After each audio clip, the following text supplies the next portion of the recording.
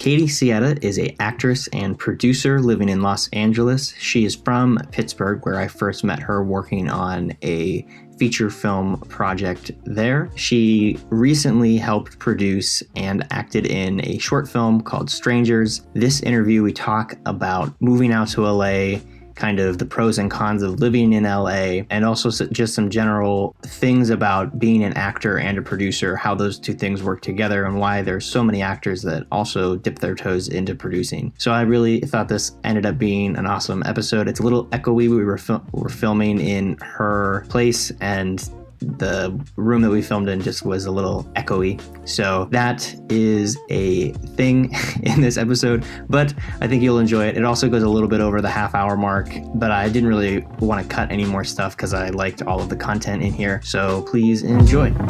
Welcome, Katie. I'm sorry. It's always such a weird transition to go from just like talking into like, okay, show We've already been talking for like 45 minutes, but hi. Yeah. All right. Hi, Katie. Hi. Welcome to the show. Thank you. Thanks for having me. Will you want to introduce who you are? Yeah, sure. I'm Katie Sietta, and I am an actor and producer in LA. In Los Angeles. Los Angeles. Yeah, not Louisiana. Hey, I mean, there's a booming film industry in Louisiana. I know there is.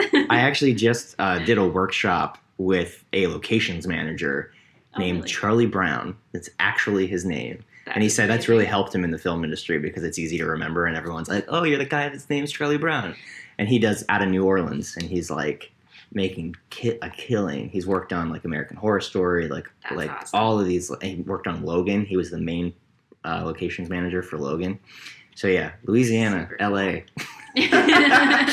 Louisiana, LA. But yeah, so you are from Pittsburgh. Yes, I'm from a really small town outside of Pittsburgh. Me too. Pittsburgh. Yeah, pretty much. We met in Pittsburgh Yeah. doing the film industry stuff there. And what made you jump to LA? Was that always part of the plan, or was it kind of... It was always part of the plan. I first came to LA when I was like, I think I was 9. I was young.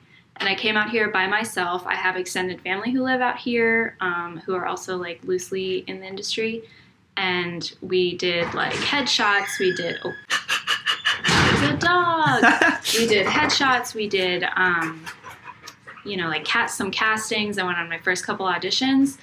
And I ended up taking like the rejection too harshly. And so my parents were like, no, you can go to theater camp, but we're not taking you on auditions yet.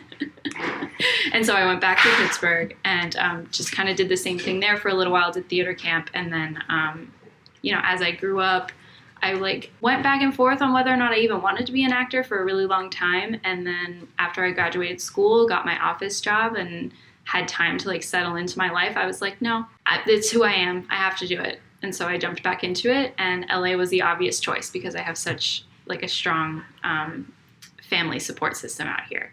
Yeah, well, that's definitely good. I know I've talked to so many people. I've been here for a little bit under a week.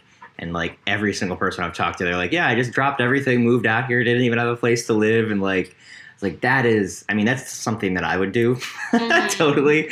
But for most people, that's pretty like dramatic. So having family out here definitely makes it make a lot more sense.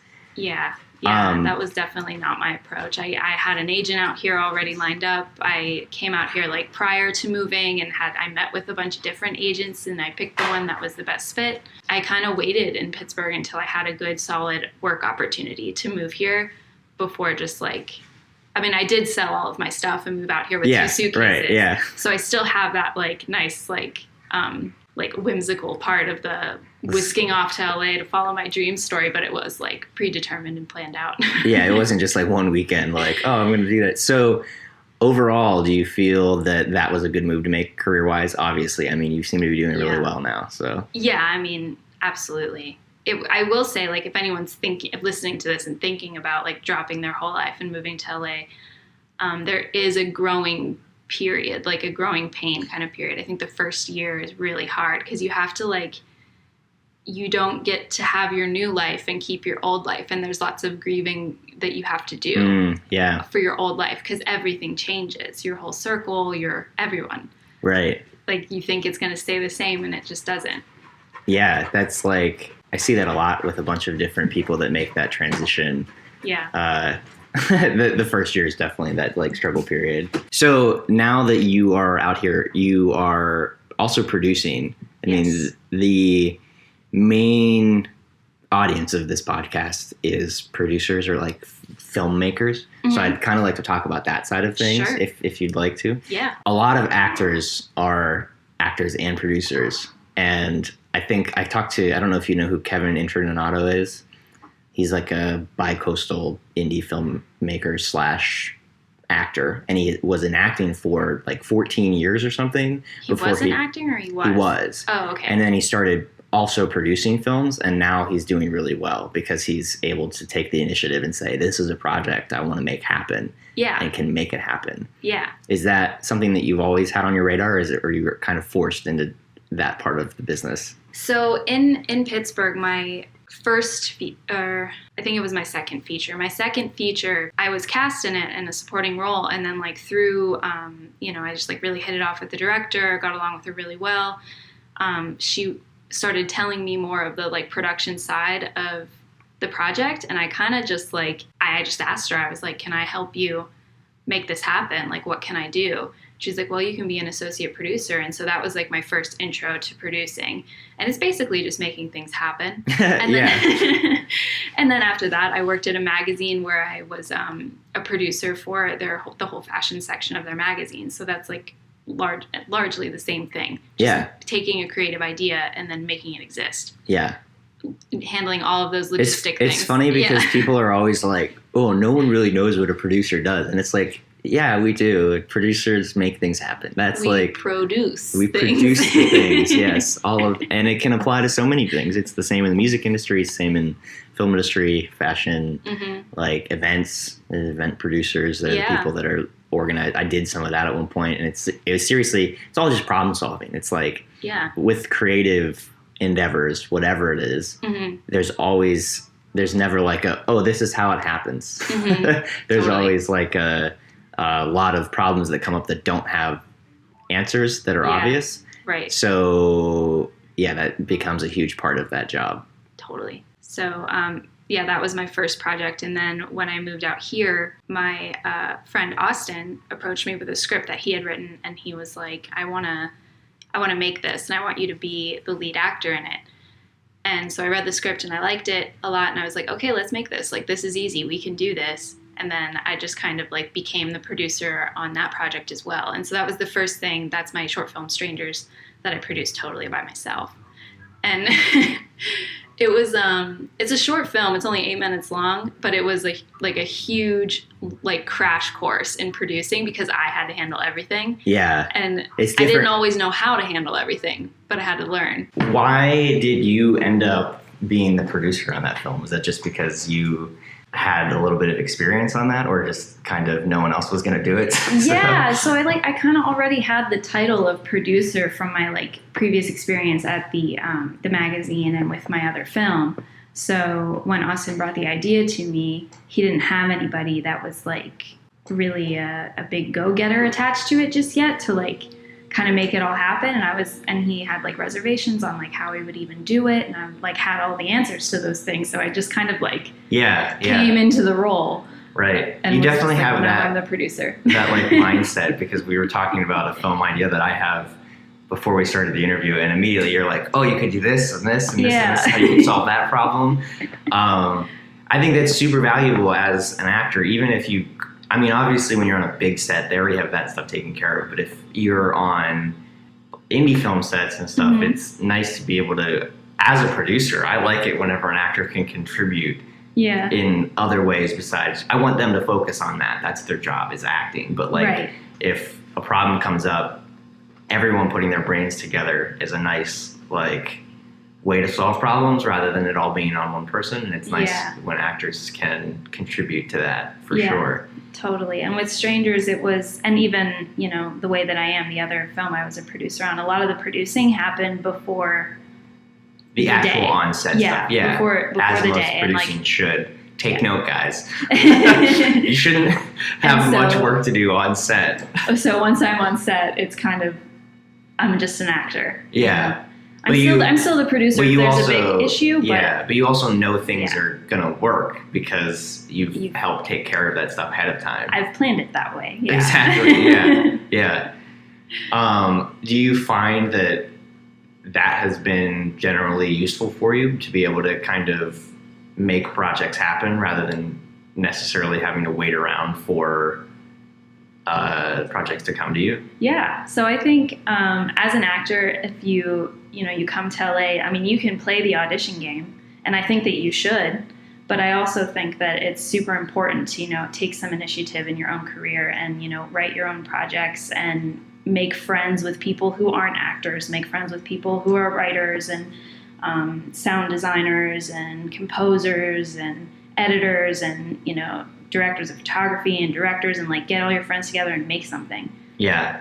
Because that's why you're here. You didn't come here to... When really, the people that are going to hire you for other things or even going to tell you about the auditions are going to do, and I mean, probably even your agent is going to take you more seriously because they have a bunch of other actors that they're representing too. Mm-hmm. They're going to take you more seriously if you've done more projects. Right. So especially when you're first starting out, initiating those projects. Although you see it too, even bigger actors that produce a lot of stuff because they want to act in the films that they want to see get made, and sometimes they have to be the one to get it made. Well, I just think that, I mean, just because you're an actor doesn't mean you're not a filmmaker. You are a filmmaker. Yeah. That's your passion. I have 3 big goals in my life, and it's to make movies, see the world, and take care of my family. Yeah. So making movies, I want to be an actor. I mean, I am an actor, but I also want to, explore the other side of filmmaking and just make sure that films are getting made. Yeah, That's part of my purpose. Yeah, I like that. I think that a lot of filmmakers don't give actors that credit. Yeah. They don't consider them part of the... I don't know why. Because, either. I mean, you consider an editor a filmmaker, you consider your cinematographer a filmmaker. Why are you not considering... I don't know if people consider their sound guys a filmmaker. They should, though. They should. They're there. Yeah, they're there and they're making the film happen. They're making the film. Yeah, and they probably could do small stuff on their own too if they wanted to. But totally. What's been kind of your best success so far since you've been in LA? It doesn't necessarily have to be producing, just acting. I'm just curious. Best success so far in LA? Well, I'll say 2. There's some larger auditions that I was able to go to, and I think even just getting those auditions is a huge success. I didn't get the part, but I got the audition, I got in the room, and I think that that's a success in and of itself. And I think the other one would be Strangers. That's a huge accomplishment for me, taking a stack of papers and turning it into a living, breathing film, and now it's on its festival circuit, and people are giving us good feedback, and it's really good to make something and put it out there and receive Oh yeah, I mean that's why it's such an amazing feeling. Yeah, I know. What was the distribution? I'm interested with the short film. What did you do with that after? Just festivals, or what festivals? So it goes on a festival run, and then after that, if people are interested in the film as a feature, you can write up a treatment and pitch it to some studios. I don't know if that's necessarily the route we're going to take with Strangers. We might not. We're not really sure right now. What is Strangers about? I actually don't think I've seen anything about this besides maybe a few posts about it on the interwebs. Yeah, so Strangers is a short film about a woman caught in an abusive marriage and a lesbian affair, and it's a large metaphor for how we interact with our own ego and our higher self. So it's a really Whoa. Yeah, that sounds actually really interesting to me. It's a crazy little short film. Yeah, so that you can see the trailer and stuff on my Instagram or my website. Okay, yeah. I'll throw a link up there. Cool. Before you throw this down.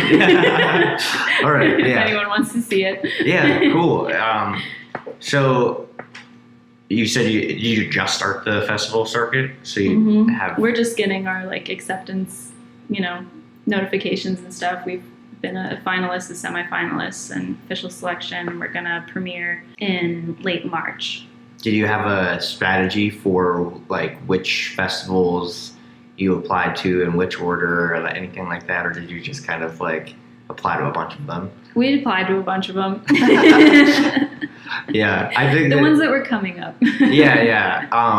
Like, what level of festivals were you trying to do, and what one are you premiering on? I'm curious. The Golden State Film Festival in March at the Chinese Theater in Hollywood. Oh, cool. So that's going to be a really cool experience. But yeah, a lot of the festivals our director picked out. So I actually don't know too much about what the strategy was. Right. But we aimed for, a lot of like short film festivals because we're a short film. And some experimental ones because it's kind of like a weird little film. And there's definitely a pretty big, there's so many short film festivals out there. Yeah. There's like a big, it's pretty much the place where short films can really shine. I guess it's probably why. Yeah. And it's also nice as an audience member, you get to like taste a bunch of different stories. Yeah. And you don't like necessarily have to sit and watch a 2-hour movie where you're not really sure if it's going to be good or not. Yeah, and it's also like an incredible showcase for all of the talent on the film on both sides of the camera. For other filmmakers to see and be like, oh, this person's I found a lot of collaborators through festivals that I've attended. Absolutely. Like, even if I'm in it or not, I guess most of the festivals I've been to have had a film in, but usually the benefit of it is more the networking and like the other, basically for me as a producer, discovering other talent. Yeah. And being like, wow, this cinematographer is like top tier. Yeah. Why are they only doing short films? Like, I need to hire them on for a feature film type of thing. Yeah, exactly. It's like, that's a lot of other producers ask me, like, how do you, especially if you're not in LA, like, how do you find the appropriate talent, like good talent to work on your projects? Because if you're a producer, you're not necessarily a cinematographer, or you're not the best cinematographer, right? Or you're not necessarily an editor, or you're not the best editor, you're not an actor, or you're not the best actor, or maybe you are, but like, but usually you're not going to do all of those things. You need to find people that are way better at you to fill each of those roles. And film festival is a really good way to find that. Honestly, the internet too. I found a lot of really cool people. You don't have to be like afraid to like reach out to people. And that's the other thing. You can make a short film and put it online. The online viral videos. I have a lot of friends that are doing that right now. Even for some big studios, they got like hired on from a big like network or something to create short form content for the internet. Like BuzzFeed, for example, or like Comedy Central is doing that right now. Yeah, even the bigger studios are like Sony just invested in a bunch of like, they have a bunch of short form content. They bought out a bunch of channels like on YouTube and Facebook creators, and even Facebook. It's a really good time to be in short form content. Mm-hmm. The challenge is you got to produce a lot. Yeah. And consistently. Yeah. Like, a lot of people are getting hired on as like online content producers for these bigger companies. And it's like, they have to make like a video a week, and it's got to be like, some of them have to be like short film quality.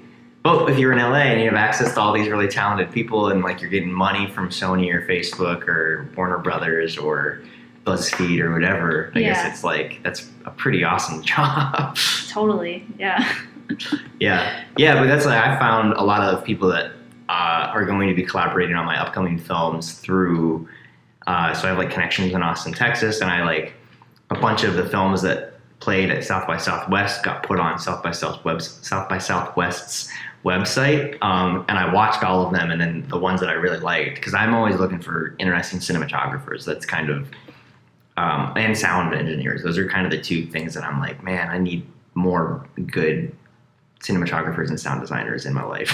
Oh yeah. So I found a bunch of short films that were just amazing, and I just reached out. I like, everyone has social media now, so it's like, oh, like so and so, like the director or the cinematographer on it, and I can just look them up on Instagram, DM them, and say like, I really like your stuff. Like, what do you think of this project? Do you want to work on it? And most of the time, the answer is yes, because they just want to work. So right. And if you're a producer and you're bringing money to the table, then people are like, hell yes, I'll work on your project. Yeah, absolutely. And a lot of the people on my crew, like, I found them through acting on something else. Yeah, so, like, you never know who's gonna. Yeah. Did you have a budget for Strangers? Or? I did. Yeah, we had an investor, the same investor that worked on the other film I produced, teamed up with me to make this happen. Oh, cool. Ian Berkland. Oh, okay. Yeah. He's a great guy. Yeah. You know him? Yeah. Oh yeah. Original. Oh my god. I forgot because it's been years. It's been a while. Yeah. Yeah, that was basically like, I don't know. Yeah. I have a good relationship with him. I haven't talked to him a lot. Like He just got engaged. every couple months, I'll like hit him up and be like, "Hey, what's going on?" And we'll just chat. If he listens to this, congrats, Ian. Congratulations, Ian. Yeah, he actually might. No, he was one of the people that I first started talking about escrow accounts with, and he was like, right. "Yeah, totally. That's how I would do it." Yeah, he's amazing. Yeah. So what? So were you? Did you pay crew or did you have? I did. Yeah. Yeah. That's so huge. Yeah. I was really proud to do that. Yeah, it feels good. I have an article that I was on Filmmaker Freedom. I don't know if you're familiar with that website. And it did pretty well. And it was just about how we paid for our crew on Blood on the Leaves. It was A, why you should do that. Yeah. And B, how to go about raising money to do that. And really not like a deep dive into raising money because there's a lot of intricacies to it, but kind of like, you can do this or this or this. There's like so many different options. Investors is honestly my preferred option. I think the investors are, I think that's like... It's so intimidating to people, but it's like once you... Like these people want to make films happen most of the time. Yeah, they do. And a lot of times they don't even care. Like our investors on Blood and Leaves, they didn't care if they made their money back. They did, and they're happy about that. Yeah. But like they would have been fine if they would have just like helped make a movie happen. Yeah. And it wasn't like you got to ask people that you're not going to make them go broke by like being like, oh, I need $8,000 for this film, and they're going to be like, oh, that's all of my life savings. Right. Well, that's not the tree you should be barking up. Exactly. Yeah. I think people get intimidated by like.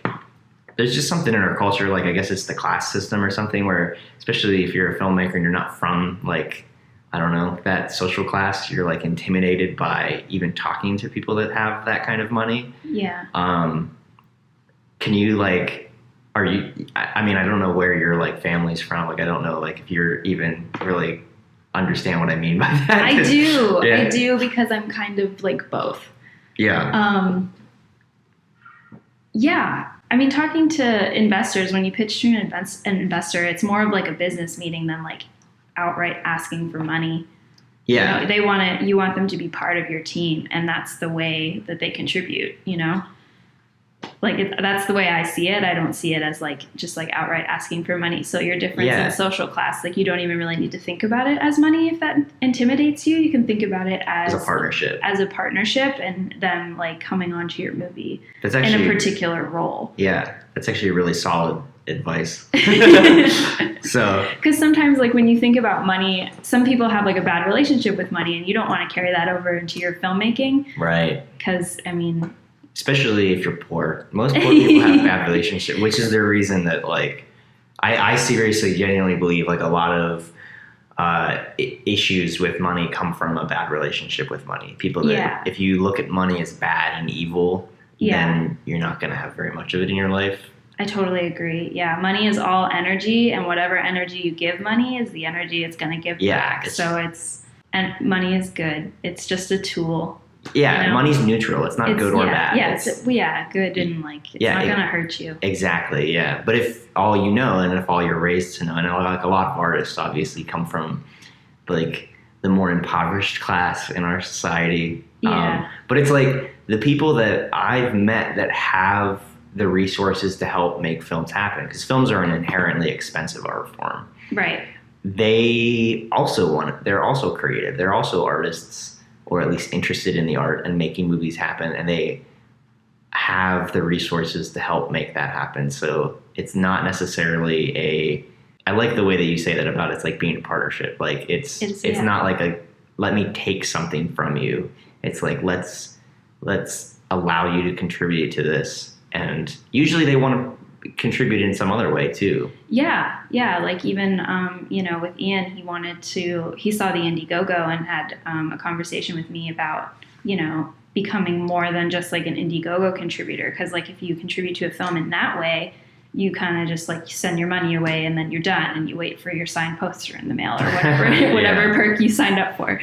But with Ian, he wanted to be more than that. So we brought him on as an executive producer, and then there's like a certain level of decision making that he's involved with as well. So like it's just allowing someone to be a collaborator with you in a way that involves money. How do you feel about crowdfunding?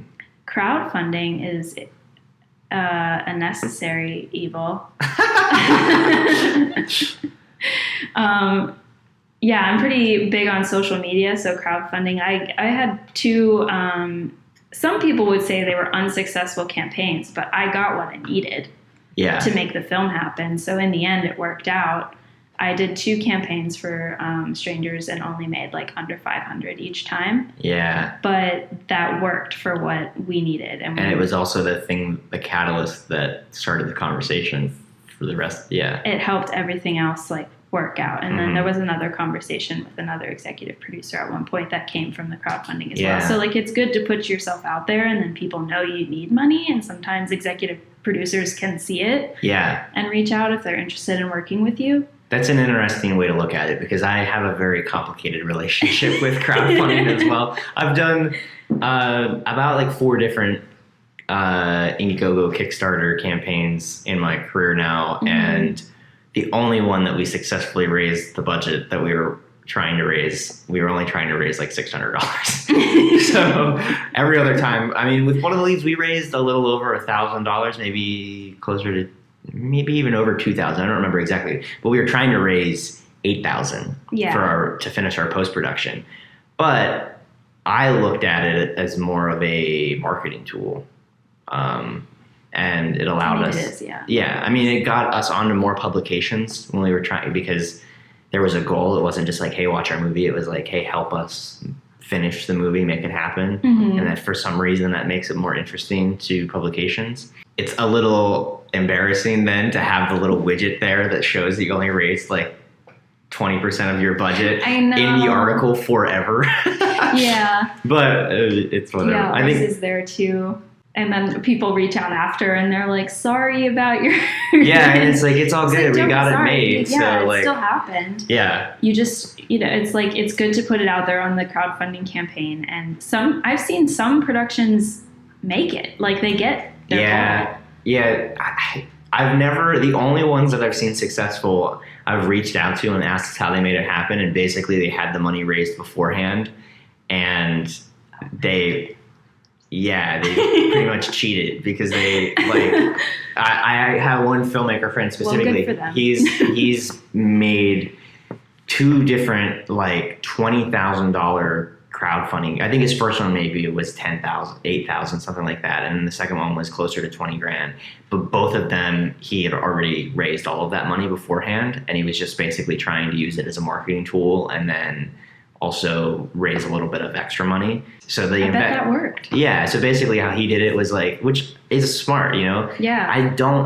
I think you're losing a little bit on it, because you're losing the fees from Indiegogo, and then like you also lose really like the contributor's contract and like I guess it's a way around it kind of. So they're not an investor, they're a contributor. But so they had 20 grand ready to go, and they were like, we're going to do this campaign, and whatever doesn't get raised, the investor had pledged to fill out the rest of the campaign. So if you look at the history of like when it was like, you know, they raised like $100, $200, like $750, 20 grand. That's a big jump. It's like, oh, okay.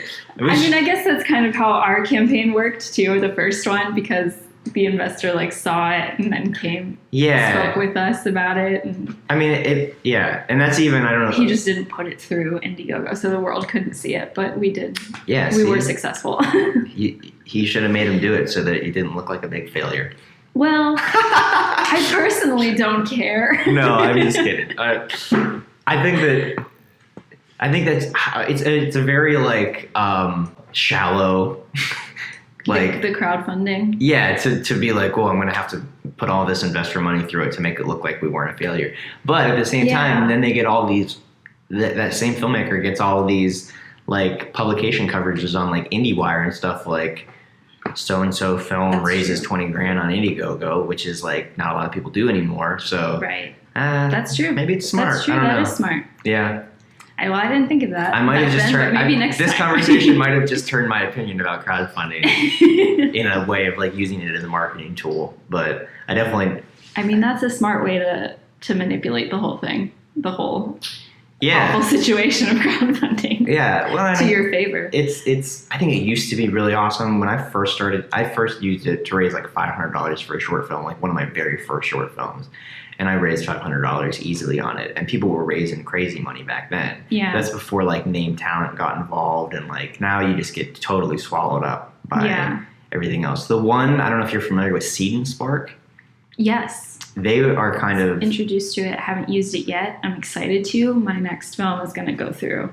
Yeah, me too. Yeah, I've heard it's like more successful than Indiegogo. There's like only filmmakers. Exactly, on that site, and also they have like a film like distribution platform on there, like almost like a little Netflix for like short films. That's cool. So they have an audience. So it's not just like other filmmakers necessarily looking at the site. Yeah. I think that's why it's successful, because there's like film lovers on the site. They get to like contribute, and like the way that it's actually a really smart business model. The way that they're like, to get to watch films, like if you contribute to films, you get extra points towards like a discounted or free like membership to watch more films. That's so awesome. It's like it's like a win-win-win thing that they have set up for like film lovers and then filmmakers. It's like mutual beneficial thing. Yeah, I love Seed and Spark. I think they're really awesome. And if they also have a really awesome course on there about crowdfunding. They have a free. Sign me up. Yeah, check it out. I actually connected with Emily, who's like the CEO, on Twitter like years ago, like when we were running the Indiegogo campaign for Blood and Leaves. Otherwise, I would have done Seed and Spark. And she, just like as a filmmaker, like we connected, and then I kind of started taking part in, they used to do this Film Curious Twitter chat. Yes. Which was awesome. Very cool. I don't think they do it anymore, or they haven't for a while. Yeah. But yeah, it was cool. And then discovering all of the other stuff they do, it's been, and almost every film that I see get put on there does much better than it would have done if it was on Indiegogo or Kickstarter. Yeah. Yeah, I just saw a film like blow it out of the water on Seed and Spark, and I was like, wow, gotta get in on that. Especially if you have some kind of diversity aspect to it, they're really big on that, or some kind of, which obviously is hard for me as a cisgender straight white male. But I do make content that is about, like, I try to like be diverse in it, so it's just kind of I always think it's funny for me to be participating in diversity things, but necessary. But also they have like a lot of things from other cultures that are really interesting on there. So if you have something that has a unique voice, it's a really great way to get that out there. Because a lot of times, honestly, though, those are the projects too that as an investor, someone's probably more likely to participate in too. Yeah. So it's like the industry, the indie industry at least, the indie industry. The indie industry and the actual industry are both headed towards more diverse. I think the indie industry is definitely a little bit ahead of the curve on that, but totally. Hollywood's kind of been forced into it. Their hand's been forced on like. I do think they want to. I do think. Well, I'm talking about more like the money, like because it wasn't a safe bet for a long time, which is why you didn't see it. Now they've taken a few risks and they've really paid off big time. So pulling the emotion out of it completely, it's a good financial decision to make diverse films. Mm-hmm. So now the industry is completely like pedal to the metal. Yeah, that's totally true. Which is great. Like it's great that the cold hand of capitalism, the invisible hand of capitalism, is pulling things in that direction, because the audience, people don't realize that as audience members, like you have a lot of power. Oh, totally. It's like voting. It's like, your one ticket sale might not seem like it makes a difference, but hundreds of thousands of ticket sales, of individual ticket sales, totally decides what type of movies get made. Yeah, you have complete control over what movies get made. So go to the movies.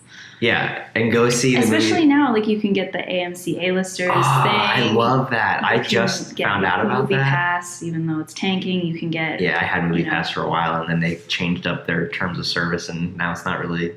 Yeah, we broke up. Yeah, me and Movie Pass broke up too. AMC now. I'm going to. We just got an AMC in my hometown, so it's like the worst AMC ever, but it's still AMC. AMCs are my favorite anyway. Those are my favorite theaters. I was super excited whenever they put one of those in Du Bois, because like it's in the middle of nowhere. bought out. You live in Du Bois now? Yeah. That's so funny. I used to, so I went to Penn State for college, and I would take the megabus, like, from Penn State to Pittsburgh, and we would always stop at Du Bois. Oh, you go through Du Bois, yeah. Yeah. Yep, that's what we're known for. That's the only reason I know about Du Bois. We're the intersection of, like, how you go from, like, Pittsburgh to State College is, like, everyone stops in there. No, it's actually, we have a lot of shopping and stuff there, too. It's a weirdly successful small town. That's awesome. There's a lot of culture, too. I help manage an art gallery there. Oh, that's really cool. And, yeah, now we have an AMC theater, which is probably the most rundown AMC theater you'll ever find, but they're working on it.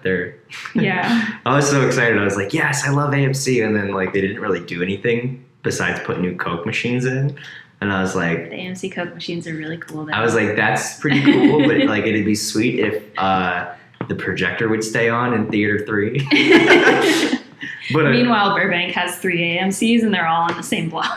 Do they? Yeah. Wow. Yeah. Literally. See, this is why I need to move to LA. I am so. Are you thinking about it? No. Oh, okay. Maybe. I don't know. I actually really want to transition to, like, a mobile life.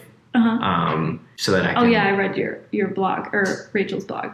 Yeah. About, like, you bought a camper and. Yep. Yeah, we have a camper, and I've been for the last, like, 3 weeks, like, camping out of my, like, Honda Fit. I think there's definitely benefits to it, and I like it here. Like, I just like movie making so much. Oh, there's so much opportunity. It's cool to be. I hate, like, relying on other. I think the reason I had was so, and this is an interesting thing just for filmmakers in general, because so many people are so apprehensive about Hollywood, and there's, like, this, like, screw the machine, man. Like, I'm never gonna move out there because everyone does. It's like a hipster thing, I guess. Like, and I think there's a sense of, like, you want to be able to prove that you can make movies.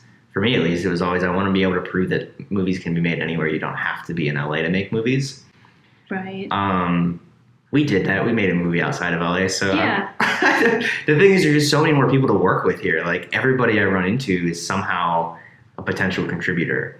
And it's like, and when I say that I'm a producer and it's like, I make things happen, they're like, oh shit, sign me up. Yeah. Because like, they're all itching to do projects. So it's.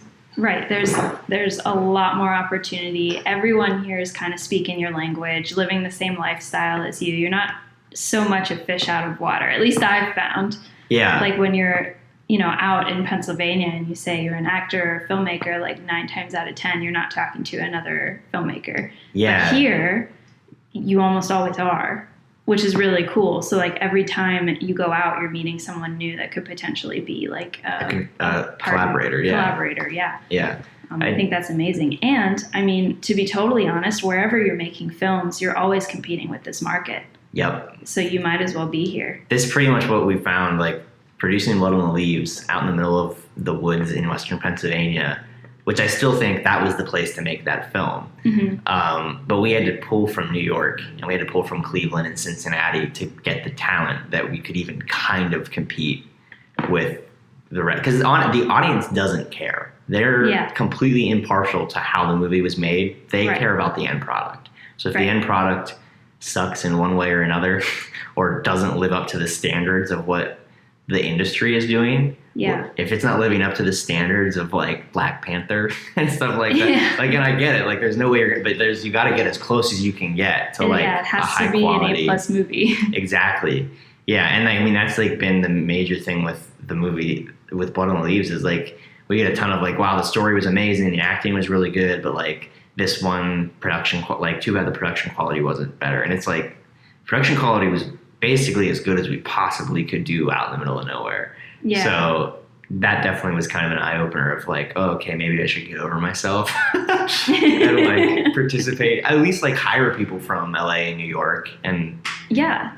I mean, you can tell that the people who are here are very serious about the industry. Not that people who live in other places aren't very serious about the industry, but the resources here, like, you don't have them anywhere else. There's something to the competitiveness of being in a city that is constantly, like, these people are constantly working.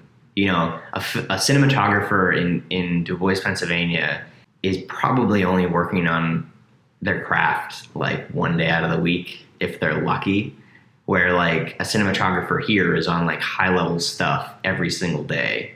Yeah. And you just can't compare the amount of practice. And obviously the money, like they're going to charge more for things, but it's like there's the catch-22. You get better people on your project, you can raise more money. That's like... Yeah, absolutely. And even like for me, when I moved out here, one of the main things I considered was I'm competing against all of these actors anyway. Yeah. I'm just doing it from a much less advantageous point of view. And you don't have the resources that you do out here. That's an interesting perspective on it, for sure. I mean, when you think about it, the films that say, I was in Pittsburgh, there's 2 or 3 movies shooting there at any given time, maybe. Yeah. And everyone who's cast in it came from here, except for really small parts. And even for those, we're the second filter. Mm-hmm.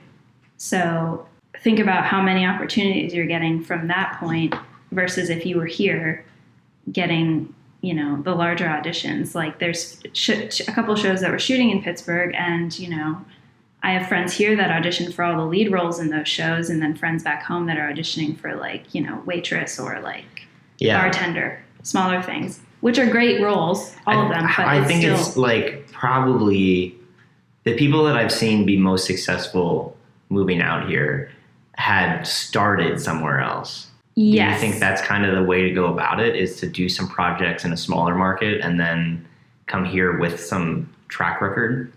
Well, since I came here with the track record, I don't really know and can't speak to what it's like to come here without one. That's true. I'm sure it helped a lot. I came here with an agent already locked down, already sending me out. So I had a really good launching pad coming here. So I think if you start in a smaller market and get some recognizable names on your resume, that would totally help you coming out here, and you would already be, going into the room with more established actors. Yeah.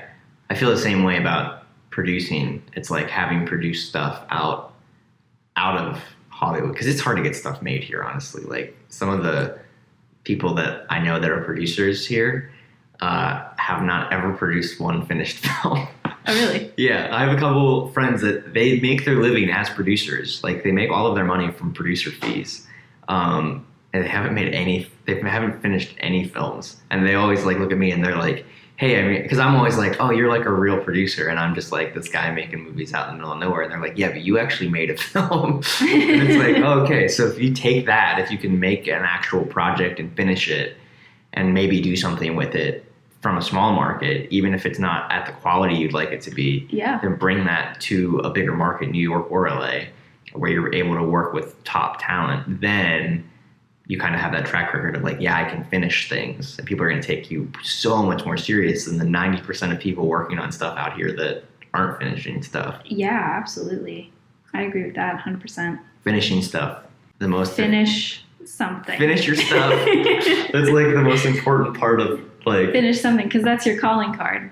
Yeah, you have to have something to show for the work that you do. Well, and if you get known as the person that and so many people are known as this, if you get known as the person, director, writer, producer, whatever, that doesn't finish things, that spreads pretty fast. I know actors that they basically know don't work with that director because that project's never going to get finished unless you're getting paid. Then whatever. Yeah, then you're chasing a check. That's different than making a movie. Yeah, exactly. Yeah, but there's definitely. I see so many filmmakers go down that rabbit hole of and I get it, because you got a lot of different things that you want to do, and if it's not, it's just so easy to forget the project that you're working on and be like, well, that's just not going to happen now, and move on to the next one. But that really quickly builds a reputation that's not good. Yeah. So if you work on 12 films in 2 years but don't finish any of them, versus working on one film in 2 years and you finish it, I would much prefer that.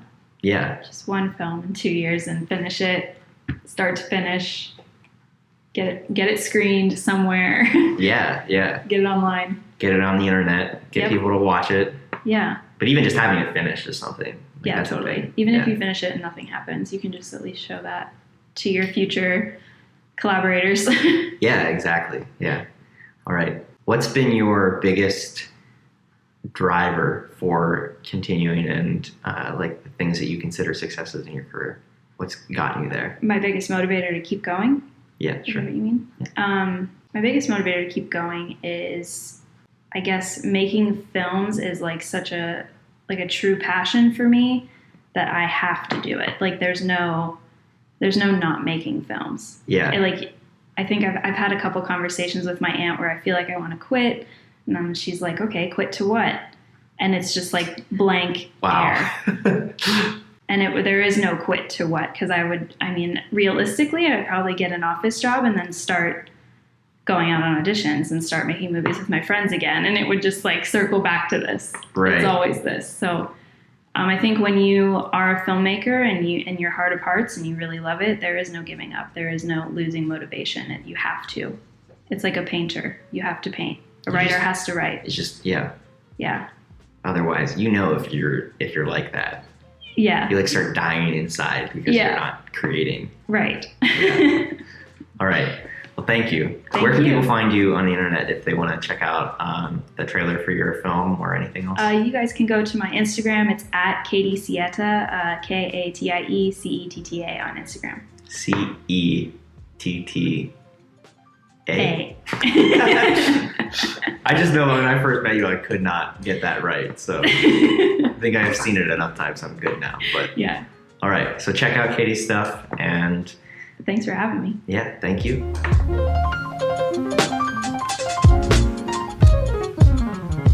Thank you for listening to this episode of Movies in the Black. I hope you found that useful. I certainly did. If you are enjoying this show, we're releasing every Tuesday. You can subscribe wherever you're listening. We're working on getting this out to more platforms as well. You can also check out our website, moviesintheblack.com, where I share blog posts. You can subscribe to the newsletter so you get those as those come out. And feel free to leave some of your feedback. I really enjoy hearing from you. I enjoy some of the questions I've got so far, and I might not always be able to answer your questions, but I will do the best I can, and I will also try to find guests that maybe can answer those questions if I can't. So thank you for listening. See you next week.